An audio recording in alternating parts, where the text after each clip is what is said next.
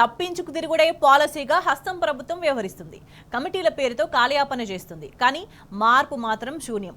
సర్వరోగ నివారణలాగా సబ్ కమిటీలను ఏర్పాటు చేసి చేతులు దులుపుకుంటుంది. ప్రజా సమస్యలు, ఉద్యోగులు, నిరుద్యోగుల హామీలు, ఇట్లా సమస్య ఏది వచ్చినా కూడా అన్నిటికీ ఒక్కటే మంత్రం, సబ్ కమిటీ. అయితే దాని ఫలితంగా ఇప్పటికే 15 సబ్ కమిటీలు ఏర్పాటైనాయి. 4-5 మంత్రులకే అన్ని బాధ్యతలు కూడా ఇచ్చిండ్రు. అయితే ఇదంతా మొత్తం కూడా టైంపాస్ వ్యవహారంలా పనితీరు కనిపిస్తోంది. ఒక్క నివేదిక కూడా ప్రభుత్వానికి ఇప్పటి వరకు చేరకపోవడంతో రేవంత్ సర్కార్పై జనం విసుక్కుంటున్నారు.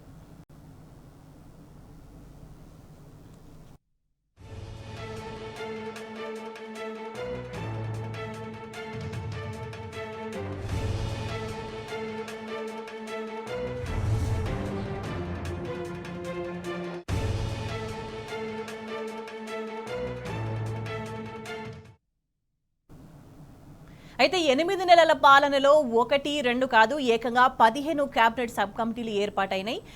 ధరణిపై కోదండరెడ్డి నేతృత్వంలో 5 సభ్యులతో కమిటీని ఏర్పాటు చేశారు.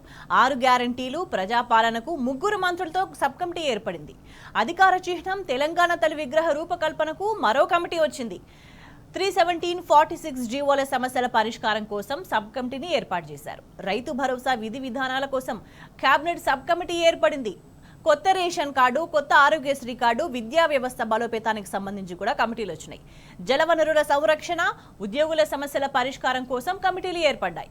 ఇట్లా కమిటీలు ఘనం, కార్యాచరణ మాత్రం శూన్యంగా మారడంతో ప్రజలంతా కూడా రేవంత్ సర్కార్ తీరుపై మండిపడుతున్నారు.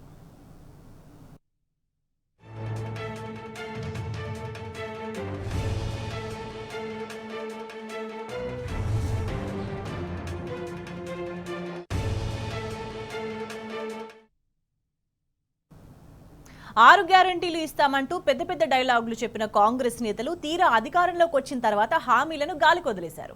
6 గ్యారంటీల అమలు సబ్ కమిటీ అడ్రస్ లేకుండా పోయింది. జనవరి 8న కమిటీ ఏర్పాటు చేస్తే ఇప్పటి వరకు అతిగతి లేదు. ఇట్లా 6 గ్యారంటీల ఊసెత్తకుండా సర్కారు డ్రామాలాడుతుంది.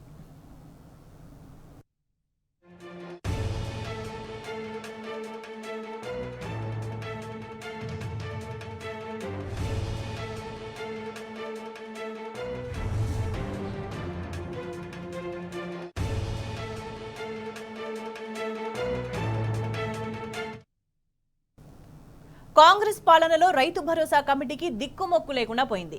భట్టి విక్రమార్క అధ్యక్షతన రైతు భరోసా కమిటీ ఏర్పడింది.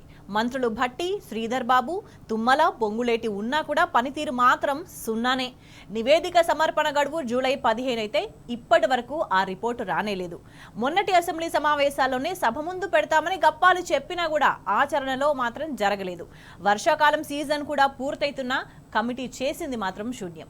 దీంతో సర్కారు టైంపాస్ వ్యవహారంపై రైతులు ఆగ్రహం వ్యక్తం చేస్తున్నారు.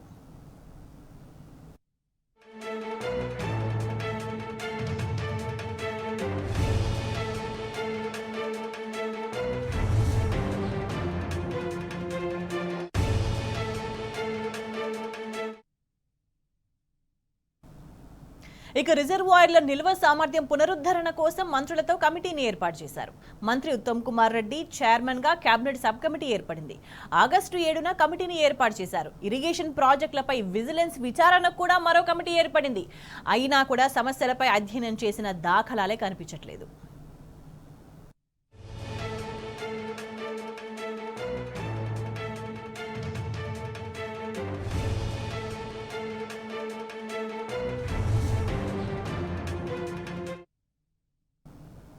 ఇక 317-46 జీవోలపై 3 మంత్రులతో సబ్ కమిటీ ఏర్పడింది.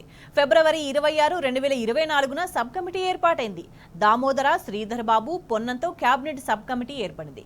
ఇప్పటికీ 8 సార్లు సమావేశమైనా కూడా తేల్చింది మాత్రం సున్నా అనే విమర్శలు వినిపిస్తున్నాయి.